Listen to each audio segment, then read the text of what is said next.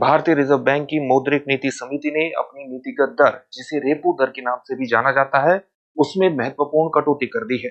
ये कटौती 25 आधार अंकों की है, जो भविष्य में भारत में बेहतर आर्थिक समृद्धि की पृष्ठभूमि का निर्माण कर सकती है।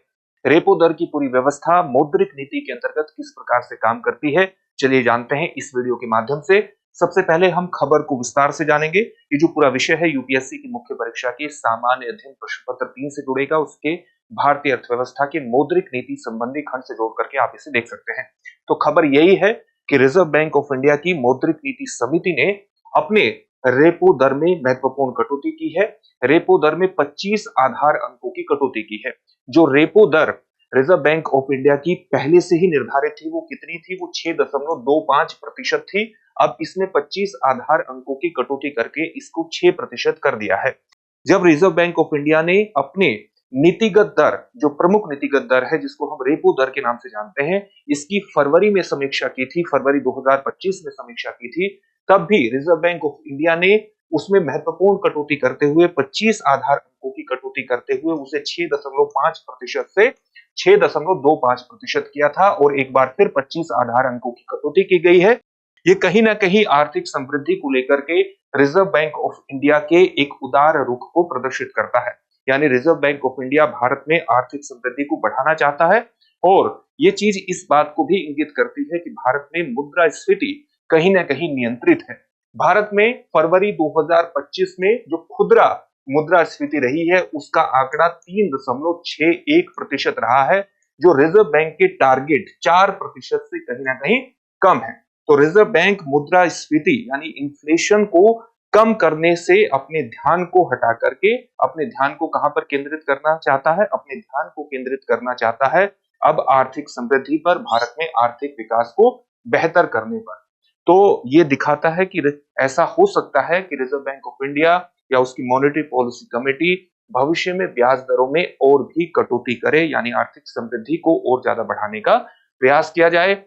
रिजर्व बैंक ऑफ इंडिया ने भारत की आर्थिक समृद्धि को लेकर के, इकोनॉमिक ग्रोथ को लेकर भी कुछ महत्वपूर्ण आंकड़े या अनुमान अपने दिए हैं। जैसे रिजर्व बैंक ऑफ इंडिया का कहना है कि भारत की जो आर्थिक समृद्धि है, इकोनॉमिक ग्रोथ है, वो वित्तीय वर्ष 2025-26 में, यानी फाइनेंशियल ईयर 26 में उसका अनुमान 6.5% का है। और ये अनुमान अपने पहले के अनुमान से कहीं ना कहीं रिजर्व बैंक ऑफ इंडिया ने घटाया है। रिजर्व बैंक ऑफ इंडिया का पहला अनुमान ये था कि वित्तीय वर्ष 2025-26 में भारत की इकोनॉमिक ग्रोथ 6.7% रहेगी और अब इसने अपने इस अनुमान में एक कटौती की है। अब उसने कहा है कि भारत की 2025-26 में जो इकोनॉमिक ग्रोथ है वो 6.5% रहेगी। कुछ इस प्रकार के संकट हाल ही में उभरे हैं, जिसके कारण रिजर्व बैंक ने इस प्रकार के अनुमान व्यक्त किए हैं। विशेष तौर से जिस प्रकार से अमेरिका ने अलग अलग देशों पर टैरिफ को बढ़ाया है, प्रशुल्क को बढ़ाया है, उससे वैश्विक अर्थव्यवस्था में एक अनिश्चितता की स्थिति और ज्यादा बढ़ गई है और इन्हीं अनिश्चितताओं के बीच रिजर्व बैंक ऑफ इंडिया ने इस अनुमान दर में एक महत्वपूर्ण कटौती की है। साथ ही रिजर्व बैंक ऑफ इंडिया ने मुद्रास्फीति को लेकर भी एक महत्वपूर्ण अनुमान दिया है। उसका कहना है कि फाइनेंशियल ईयर 2025-26 में भारत का जो मुद्रास्फीति है, इन्फ्लेशन है, वो 4% के आसपास रहने का अनुमान है, जो कि रिजर्व बैंक द्वारा निर्धारित लक्ष्य 4% के ही लगभग समान है। तो रिजर्व बैंक ऑफ इंडिया के द्वारा ये महत्वपूर्ण अनुमान कुछ प्रदर्शित किए गए हैं। अब हम मौद्रिक नीति के सामान्य स्वरूप को समझ लेते हैं और इसी के अंतर्गत देखेंगे कि रेपो रेट की पूरी व्यवस्था किस प्रकार से काम करती है। जब हम रिजर्व बैंक की मौद्रिक नीति की बात करते हैं तो मौद्रिक नीति का मुख्य काम क्या होता है? बाजार में मुद्रा के प्रवाह को नियंत्रित करना या उसको रेगुलेट करना, विनियमित करने का काम मौद्रिक नीति का होता है। ये पूरी व्यवस्था किस प्रकार से काम करती है, इसको समझ लीजिए। मान लीजिए भारत में मुद्रास्फीति यानी इन्फ्लेशन बहुत ज्यादा हो गया है, तो इन्फ्लेशन को कंट्रोल करने के लिए आपको क्या करना पड़ेगा? अगर लोगों के पास ज्यादा पैसे होंगे तो वो ज्यादा उपभोग पर खर्च करेंगे, ज्यादा चीजों को खरीदने पर पैसा खर्च करेंगे। इसको नियंत्रित करने के लिए जरूरी है कि बाजार में मुद्रा का प्रवाह क्या हो? कम। बाजार में मुद्रा का प्रवाह कम हो तो मुद्रा के जितने स्रोत हैं, वहां से धन प्राप्ति के जो साधन है वो ज्यादा मुश्किल बना दिए जाने चाहिए। मुद्रा प्राप्ति के स्रोत कहां हैं? बैंक मुद्रा प्राप्ति के महत्वपूर्ण स्रोत है, जिसके माध्यम से व्यक्ति अपने व्यवसायों की शुरुआत करते हैं, व्यक्ति अपना उपभोग खर्च भी करते हैं। तो बैंक अगर ज्यादा बढ़ी हुई ब्याज दरों पर उधार देंगे तो लोग उनसे कम पैसा उधार लेंगे। इसलिए अगर बैंक अपने ब्याज दरों में बढ़ोतरी कर दें तो बाजार में मुद्रा का प्रवाह नियंत्रित हो जाता है, कम हो जाता है। लेकिन बैंक ब्याज दर कब बढ़ाएंगे? जब उनकी खुद की लागत बढ़ जाएगी। और उनकी खुद की लागत कब बढ़ेगी? जब वो रिजर्व बैंक ऑफ इंडिया से अधिक लागत पर उधार लेंगे। तो रिजर्व बैंक ऑफ इंडिया अगर अपने द्वारा प्रदान किए गए ऋण को अधिक लागत पर बढ़ा दे, यानी रिजर्व बैंक ऑफ इंडिया अगर मान लिया रिजर्व बैंक ऑफ इंडिया वाणिज्यिक बैंकों को जिस दर पर अपना अल्पावधिक ऋण प्रदान करता है, जिसको आप रेपो रेट के माध्यम से प्रसारित करते हैं, मान लिया उसने उसे 6% से बढ़ा करके 6.5% कर दिया रेपो रेट को। तो ये अल्पावधिक ऋण बैंकों को पहले 6% ब्याज देना पड़ता था, अब उनको 6.5% देना पड़ेगा। यानी उनकी उधार की जो लागत है वो बढ़ गई है और इस उधार की लागत को बैंक क्या करेंगे? आगे हस्तांतरित करेंगे, आगे ट्रांसफर करेंगे। यानी अलग-अलग व्यवसायों को ये अधिक ब्याज दर पर अलग-अलग व्यवसायों को अधिक ब्याज दर पर उधार प्रदान करेंगे। इसके कारण बाजार में मुद्रा का जो प्रवाह है वो नियंत्रित हो जाएगा, क्योंकि व्यवसाय कम मात्रा में पैसा उधार लेंगे क्योंकि ब्याज दरें बढ़ गई हैं। इस प्रकार से बाजार में मुद्रा के प्रवाह को नियंत्रित करके मुद्रास्फीति पर कंट्रोल किया जाता है। अगर कोई भी बैंक, यानी अगर भारत में रिजर्व बैंक ऑफ इंडिया आर्थिक समृद्धि को बढ़ावा देना चाहता है तो वो क्या करेगा? वो अपने इस रेपो रेट को क्या कर देगा? 6.5% से घटाकर 6.25% कर देगा या 6% कर देगा। जैसे अभी 6.25% से घटा करके 6% किया है। इससे बैंकों की उधार लेने की जो लागत है वो क्या हो जाएगी? कम हो जाएगी और ये उधार लेने की इस लागत को आगे ट्रांसफर कर सकते हैं, यानी कम ब्याज दरों पर अधिक उधार दे सकते हैं अलग-अलग व्यवसायों को। अगर कोई व्यक्ति व्यापार करना चाहता है, व्यवसाय करना चाहता है, स्टार्टअप करना चाहता है या अपने किसी भी चीज पर अन्य उपभोग करना चाहता है, वो कोई घर खरीदना चाहता है, कोई कार खरीदना चाहता है, तो वो क्या करेगा? कम ब्याज दर पर ऋण उपलब्ध करा सकेगा। और यही कारण है कि अगर रिजर्व बैंक ऑफ इंडिया अपने रेपो रेट में इस प्रकार की कटौती कर देते हैं तो एक परिणाम ये भी हो सकता है कि जो आपने होम लोन लिया है उस पर आपका जो ईएमआई है वो आपको उस पर भी आपको सुविधा प्राप्त हो जाए, उसका खर्च भी घट जाए, वो भी आपको कम देनी पड़े। तो इस प्रकार के इसके प्रभाव होते हैं, यानी आपकी ओवरऑल कर्ज लेने की क्षमता बढ़ जाती है क्योंकि आपको कम ब्याज दर चुकानी पड़ती है। ये रेपो रेट का महत्वपूर्ण प्रभाव है। रिजर्व बैंक ऑफ इंडिया बाजार में मुद्रा के प्रवाह को नियंत्रित करने के लिए केवल, अच्छा इस बात को विशेष तौर से ध्यान में रखना चाहिए कि वर्ष 2016 से एक महत्वपूर्ण परिवर्तन, पहले रेपो रेट का निर्धारण कौन करता था? रिजर्व बैंक ऑफ इंडिया करता था। लेकिन वर्ष 2016 से इसमें एक महत्वपूर्ण परिवर्तन आया है। अब रेपो रेट का निर्धारण रिजर्व बैंक ऑफ इंडिया के द्वारा नहीं किया जाता, अब रिजर्व बैंक ऑफ इंडिया की मॉनेटरी पॉलिसी कमेटी के द्वारा इसका निर्धारण किया जाता है। क्योंकि रिजर्व बैंक ऑफ इंडिया अधिनियम 1934 में हमने एक महत्वपूर्ण संशोधन किया और संशोधित रिजर्व बैंक ऑफ इंडिया अधिनियम 1934 की धारा 45 जेड बी के अनुसार अब मॉनेटरी पॉलिसी रेपो रेट का निर्धारण करती है। मॉनेटरी पॉलिसी में कितने सदस्य होते हैं, यहाँ पर ये समझने की आवश्यकता है। जो मॉनेटरी पॉलिसी कमेटी है इसमें 6 सदस्य होते हैं। 6 सदस्यों में इसका जो पदेन अध्यक्ष होता है, पदेन अध्यक्ष कौन होता है मॉनेटरी पॉलिसी कमेटी का? आरबीआई गवर्नर होता है। आरबीआई गवर्नर इसके पदेन अध्यक्ष होते हैं। इसके अलावा जो मौद्रिक नीति, भारत में मौद्रिक नीति को एक प्रकार से तय करने वाले डिप्टी गवर्नर या मौद्रिक नीति का एक प्रकार से संभाल करने वाले जो डिप्टी गवर्नर होते हैं आरबीआई के, वो भी मॉनेटरी पॉलिसी कमेटी में शामिल होते हैं। इसके अलावा कौन होता है? एक बैंक अधिकारी होता है जिसे सेंट्रल बोर्ड द्वारा नामित एक बैंक अधिकारी इसमें शामिल होते हैं।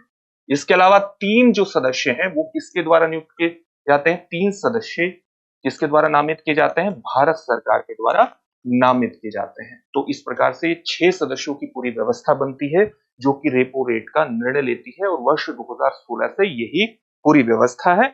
इसके अलावा जहां पर हमने अलग-अलग मौद्रिक बाजार में मुद्रा के प्रवाह को नियंत्रित करने के अंतर्गत कई साधनों का प्रयोग आरबीआई के द्वारा किया जाता है। जैसे एक साधन है सीआरआर, जिसको आप कैश रिजर्व रेशियो के नाम से जानते हैं, नकद आरक्षित अनुपात के नाम से जानते हैं। इसका मतलब यह है कि बैंकों के पास जो कुल जमा है उसका एक खास प्रतिशत जो उन्हें नकद के रूप में आरबीआई के पास रखना पड़ता है। इसके अलावा एक साधन और है स्टैट्यूटरी लिक्विडिटी रेशियो, वैधानिक तरलता अनुपात। बैंकों के पास जितना जमा है उसका एक खास प्रतिशत उन्हें तरलता के रूप में, तरल रूप में रखना पड़ता है, लिक्विड फॉर्म में रखना पड़ता है। रेपो रेट के बारे में हमने जान लिया। रेपो रेट एक ऐसा अल्पावधिक ऋण है जो कि रिजर्व बैंक ऑफ इंडिया द्वारा वाणिज्यिक बैंकों को प्रदान किया जाता है। इसी प्रकार से बैंक रेट एक ऐसा दीर्घावधिक ऋण है जो कि रिजर्व बैंक ऑफ इंडिया के द्वारा वाणिज्यिक बैंकों को प्रदान किया जाता है। यानी रेपो रेट और बैंक रेट में क्या अंतर है? ये अल्पावधिक ऋण है और ये दीर्घावधिक ऋण है। इसी प्रकार से ओपन मार्केट ऑपरेशन यानी खुला बाजार परिचालन के माध्यम से भी मुद्रा के प्रवाह को बाजार में आरबीआई के द्वारा नियंत्रित किया जाता है। ये कैसा है? इसके माध्यम से रिजर्व बैंक ऑफ इंडिया के द्वारा खुले बाजार में जो सरकारी प्रतिभूति है वो खरीदी या बेची जाती है और उनको खरीदने और बेचने के आधार पर बाजार में मुद्रा के प्रवाह को नियंत्रित करता है आरबीआई। तो इन सभी साधनों के माध्यम से बाजार में मुद्रा के प्रवाह को नियंत्रित करके भारत में मुद्रास्फीति और आर्थिक समृद्धि के एक स्तर को प्राप्त, एक संतुलन को प्राप्त करने की कोशिश की जाती है आरबीआई के द्वारा। और इसलिए भारत में आरबीआई की एक विशिष्ट भूमिका स्थापित हो जाती है और जो कि इसका प्रमुख नीतिगत दर है आरबीआई की, जिसको हम रेपो रेट के नाम से जानते हैं, उसका निर्धारण किसके द्वारा किया जाता है? उसका निर्धारण किया जाता है आरबीआई की मॉनेटरी पॉलिसी कमेटी। उसकी व्यवस्था हमने देख ली वर्ष 2016 से जो काम करती है।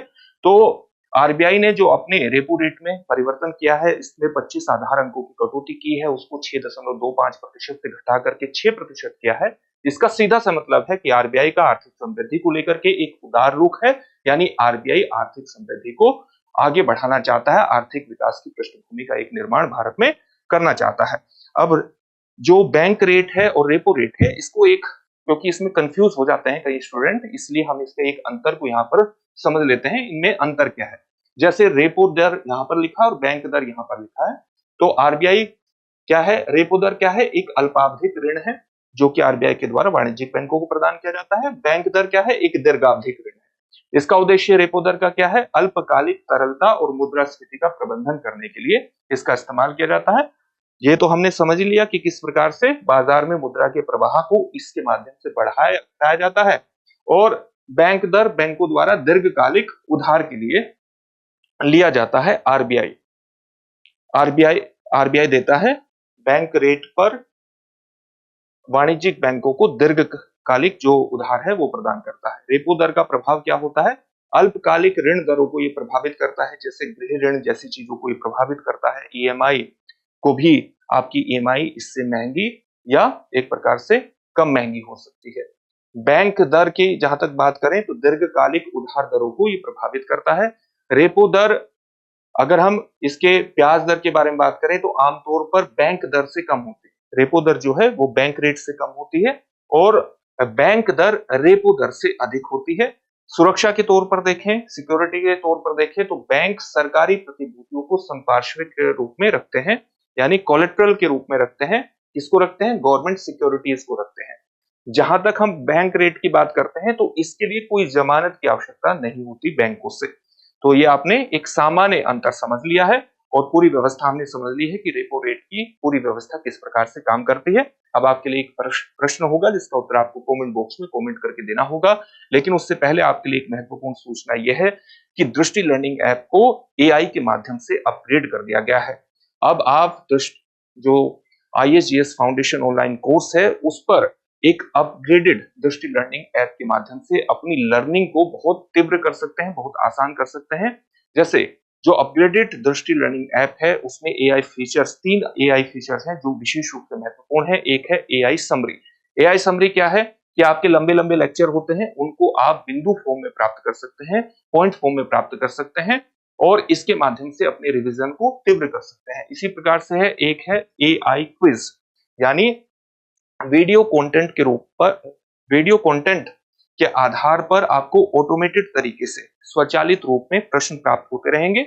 जो भी प्रश्न आपको प्राप्त होते रहेंगे आप उनका उत्तर देंगे और उसके आधार पर आप अपना मूल्यांकन कर सकते हैं कि किसी लेक्चर को आप कितना समझ रहे हैं या कितना सुधार करने की आवश्यकता है। एक फीचर है आस्क मी अ क्वेश्चन, मुझसे कोई भी प्रश्न पूछें, यानी अगर आप लेक्चर ले रहे हैं, आपको कहीं भी कोई संशय होता है, कोई भी एक प्रकार से दुविधा होती है तो आप कोई भी प्रश्न पूछ सकते हैं और ये एक आप कह सकते हैं तुरंत एक रियल टाइम प्रश्नोत्तर सुविधा है। आप तुरंत प्रश्न पूछिए और तुरंत उसका उत्तर आपको मिल जाएगा और इससे आप अपनी तैयारी को और बेहतर बना सकते हैं और सफलता की दिशा में आगे बढ़ सकते हैं। अब प्रश्न देखते हैं। प्रश्न क्या है? भारतीय अर्थव्यवस्था के संदर्भ में निम्नलिखित पर विचार कीजिए।